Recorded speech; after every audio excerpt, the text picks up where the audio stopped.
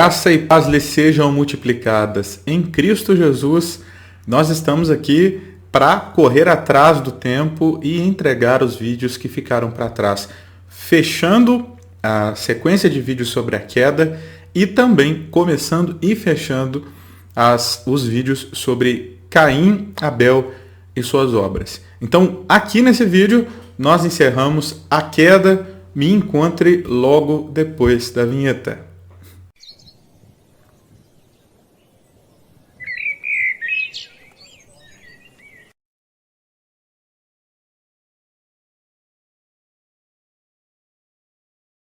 Porém, inimizade entre ti e a mulher, entre a tua descendência e o seu descendente. Este te ferirá a cabeça e tu lhe ferirás o calcanhar. E a mulher disse: multiplicarei sobremodo os sofrimentos da sua gravidez. Em meio de dores darás à luz filhos. O teu desejo será para o teu marido e ele te governará. Agora sobre o homem.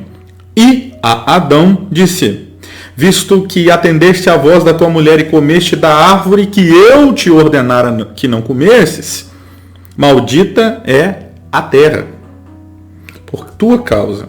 Em fadigas obterás dela sustento durante os dias da tua vida. Ela produzirá também cardos e abrolhos, e tu comerás a erva do campo. No suor do teu rosto comerás o teu pão, até que tornes à terra, pois dela foste formado, porque tu és pó e ao pó tornarás. Pois bem, temos aqui sentença sobre a mulher, sentença sobre o homem, e o texto mais importante desse capítulo, que é o versículo 15. Temos aqui a primeira profecia messiânica: há de se levantar do ventre da mulher alguém que há de pisotear a cabeça da serpente. Essa palavra, ela é posterior a Deus dizer à serpente que ela é maldita, que ela rastejaria sobre o ventre, comeria do pó da terra todos os dias.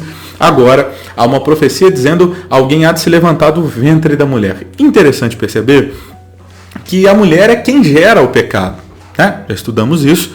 A mulher dá ouvidos à serpente, cede ao discurso da serpente, come do fruto, dá ao seu marido, que também come. A mulher, que é este ventre que gera o pecado, recebe de Deus uma profecia graciosa. Esta mesma mulher que gera o pecado há de gerar um remidor.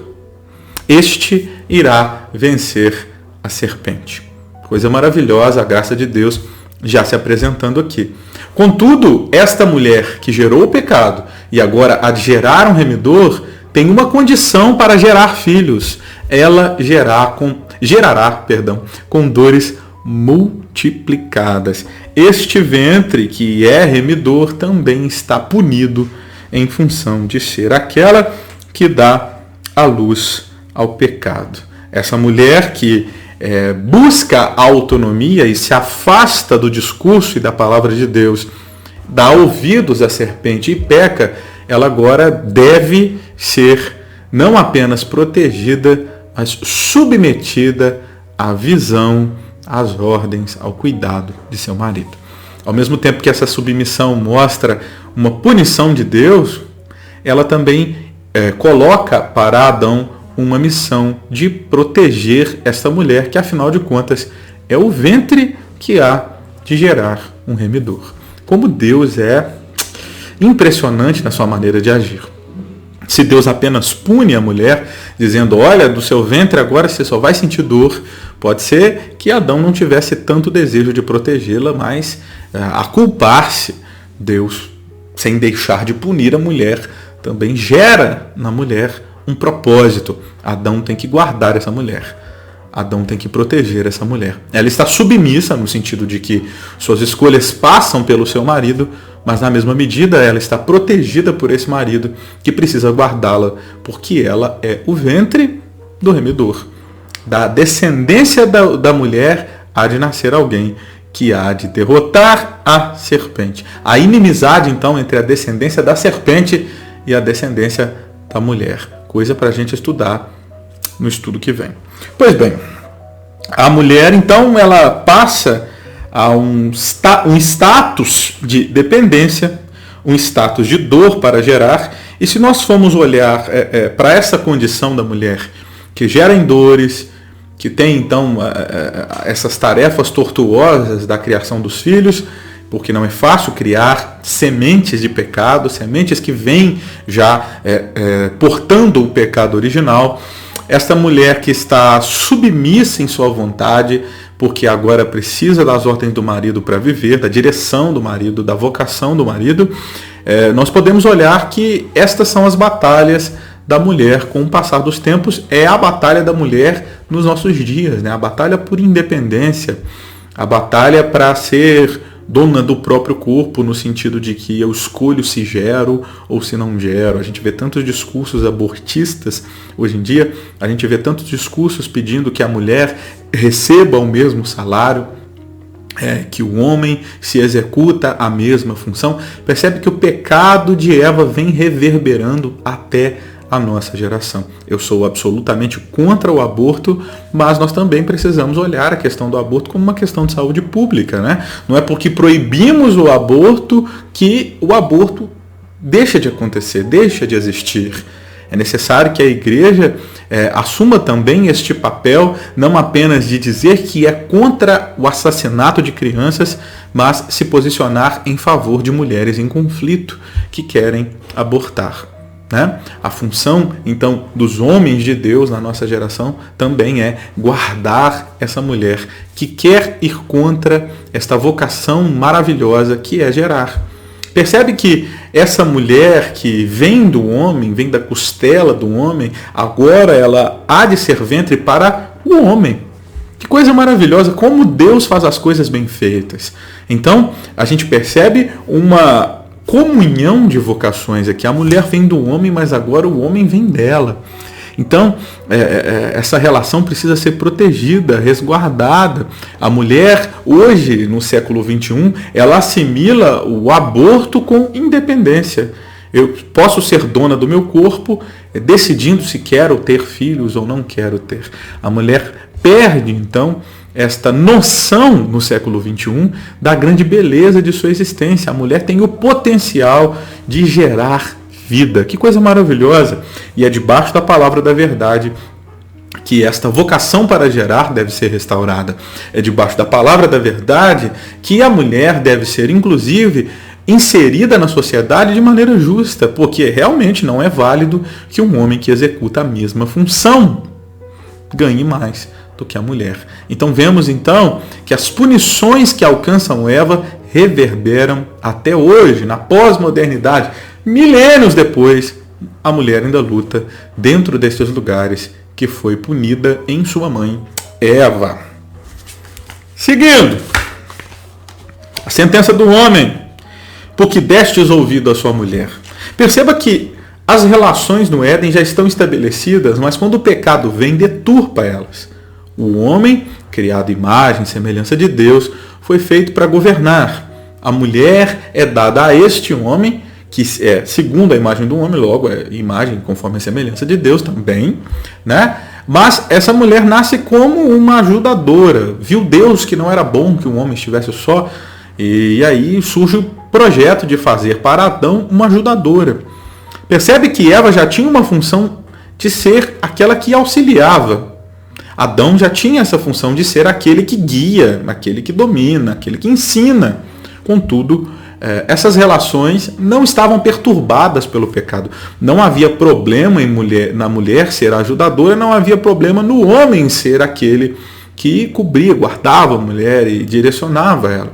Essas vocações já estavam estabelecidas antes do pecado, só que o pecado deturpa todas as coisas. O homem ouve da mulher uma direção, afastando-se então da sua função de ser aquele que ensina. E ao ouvir a sua mulher que havia sido enganada pela serpente, ele peca. Ele deixa de dar ouvidos à palavra que Deus havia dito para dar ouvidos ao discurso de sua mulher.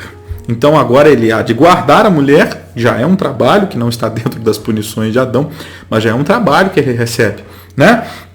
E dentro do seu trabalho vocacional natural, há algumas punições. Deus coloca na terra que Adão trabalhava inimigos. Temos agora serpentes, temos abrolhos. Adão encontra resistência agora quando ele vai cuidar do solo, quando ele vai plantar. Adão, antes, no plano ideal do Éden, é colocado em um Éden que já produz sem ele. E ele é colocado ali para zelar do jardim e também, certamente, cultivar o jardim, né? Só que cultivava numa terra que produzia plenamente. Cultivava numa terra fértil. Agora, ele cultiva numa terra que encontra um lugar de resistência para ele, né? Há espinhos ali, há abrolhos ali. Ele vai ter que suar para produzir o seu serviço. Olha que coisa terrível. O trabalho agora é desprazeroso. O trabalho é cansativo. E além de um trabalho cansativo, em meio a cardos e espinhos, Adão vai morrer, né? Ao pó de onde você veio, você voltará. Certo é que quando come do fruto já há uma morte espiritual, um afastamento de Deus, uma conexão com Satanás, mas agora Deus está dizendo, você não vai viver a vida plena que eu tinha para você. Você vai voltar ao pó. Estão aí as punições.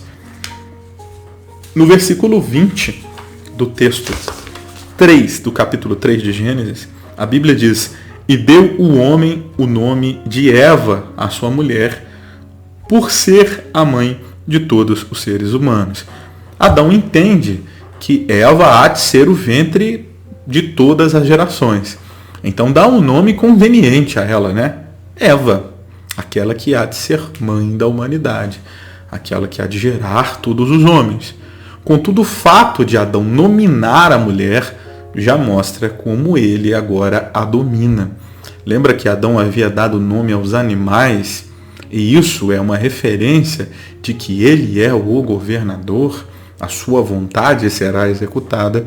Eva é nominada, demonstrando então que Eva, a vivente, a portadora da vida, aquela que dará vida à posteridade, estará submissa à vontade de seu esposo.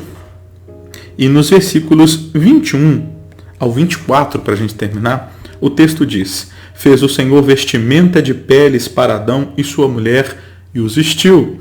Então disse o Senhor Deus: eis que o homem se tornou como um de nós, conhecedor do bem e do mal. Assim que não estenda a mão e tome também da árvore da vida e coma e viva eternamente. O Senhor Deus, por isso, lançou-o fora do Éden, a fim de lavrar a terra de que fora tomado. E expulso o homem, colocou querubins ao oriente do jardim do Éden e o refulgir de uma espada que se revolvia para guardar o caminho da árvore da vida. Temos aqui a grande possibilidade do primeiro sacrifício, mesmo que isso não fique absolutamente claro na narrativa do texto, né? Está ali nas entrelinhas. Deus faz vestes para Adão. Lembre-se que Adão, quando percebe que está nu e se envergonha, ele costura uma roupa de folhas de figueira. Fato é que essa tentativa de tentar esconder a sua vergonha de si mesmo e do outro não funciona diante de Deus. Mesmo ele coberto pelas folhas de figueira, quando ouve os passos do Senhor no jardim, Adão fica envergonhado. Na presença de Deus não há nenhuma estrutura que possamos construir que irá nos livrar de seu poder de nos enxergar como estamos e como somos. Mas Deus, fazendo ali o primeiro sacrifício, é claro que Deus poderia criar pele de animais do nada, mas eu não acredito que é isso que tenha acontecido, né? Há então o primeiro derramamento de sangue. E esse derramamento de sangue é um sacrifício de um animal, dali fazem-se roupas que cobrem então mais perfeitamente o homem, uma alusão ao sacrifício de Cristo que vestiria a nossa vida, que estamos envergonhados pelo pecado. Derramamento do sangue do Cordeiro há de nos revestir de uma nova existência. Coisa maravilhosa, né? O homem é expulso do jardim, ele é colocado para fora do jardim, lembrando-se que o jardim é a morada de Deus. Há uma série de referências ao decorrer do texto, nos mostrando, por exemplo, que o tabernáculo que vai ser criado lá em Moisés, quando o povo está no deserto, é uma referência do jardim. Né? E o tabernáculo vai se transformar posteriormente num templo lá em Jerusalém, que é uma referência do tabernáculo, que é uma referência do jardim, aonde Deus habita. Deus habita no jardim que está no Éden. Então, no Éden há um jardim, Deus anda lá. Podemos dizer, então, que o jardim no Éden é o Santíssimo Lugar, o lugar onde Deus está. O Éden, o santo lugar, ele é expulso desse lugar. Vamos pensar que, então, esse lugar são os átrios. Quando nós olhamos para o tabernáculo, quando nós olhamos para o templo, percebemos que quanto mais longe do Santíssimo Lugar, menos santo é o ambiente. No Santíssimo Lugar, há uma entrada por ano do sumo sacerdote para oferecer sacrifícios. Esse sumo sacerdote é alguém de uma linhagem muito específica. Dentro de toda a nação de Israel tem que ser um filho de Arão. Arão que está dentro da tribo de Levi. Né? Então, no Santíssimo Lugar entra apenas o sumo sacerdote uma vez por ano. No Santo Lugar, que é posterior ao Santíssimo Lugar, há então uma adoração diária que é feita pelos levitas, uma das 12 tribos de Israel. Nos átrios, então, no terceiro espaço, há a comunhão de todo o Israel. Ali ainda separado, a gente vai ver essa separação lá no templo, homens e mulheres. As mulheres estão ainda um pouco mais afastadas que os homens estão. Então, quanto mais longe do Santíssimo, menos santo é o lugar. Adão está no lugar da plenitude do relacionamento com Deus, aonde Deus habita no cosmos, o santíssimo lugar naquele momento, o jardim que está no Éden. O homem peca, não pode estar no pleno relacionamento com Deus, ele é afastado para um lugar menos santo. Ele sai para a banda oriental, pela porta talvez, oriental do jardim que está no Éden, é afastado do lugar santíssimo, e a gente vai ver que depois Caim há de ser ainda expulso para Nod, que ainda está para a banda oriente. Então, Caim, que é pior que Adão, ainda vai para um lugar menos santo. Depois nós vamos ver lá na frente a Torre de Babel, os homens se afastando ainda mais, mostrando que posterior à queda do homem, o homem vai se tornando cada vez mais perverso e que não tem muito jeito para o homem. O homem vai se afastar cada vez mais de Deus. Percebe? Afastamento de Deus é o que o pecado promove. Mas Deus, sendo rico em misericórdia, cobre o homem e a mulher com derramamento de sangue, com o sacrifício que veste esse homem, para que as suas vergonhas não sejam expostas.